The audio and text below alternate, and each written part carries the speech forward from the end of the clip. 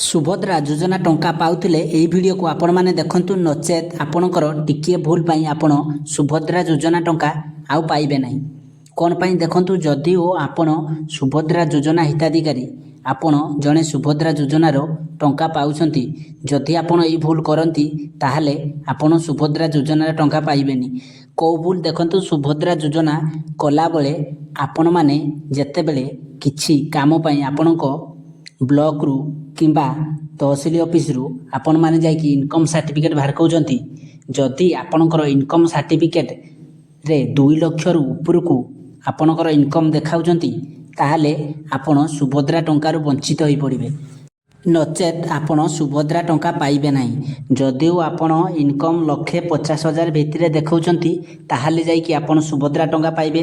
ଯଦି ଆପଣ 2 ଲକ୍ଷ, 5 ଲକ୍ଷ, 6 ଲକ୍ଷ ଟଙ୍କା ଦେଖାଉଛନ୍ତି, ତାହେଲେ ଆପଣ ସୁଭଦ୍ରା ଯୋଜନା ଟଙ୍କା ପାଇବେନି।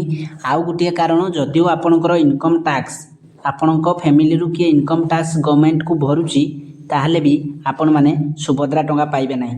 ସେଥିପାଇଁ ଆପଣଙ୍କ ଫ୍ୟାମିଲିରୁ କିଏ ଇନକମ୍ ଟ୍ୟାକ୍ସ ଦେଉଛି ସରକାରକୁ, ତାକୁ ମଧ୍ୟ ଦେଖନ୍ତୁ। ଯଦି କିଏ ଟ୍ୟାକ୍ସ ଦେଉଥିବ, ଆପଣମାନେ ସୁଭଦ୍ରା ଟଙ୍କା ପାଇବେ ନାହିଁ।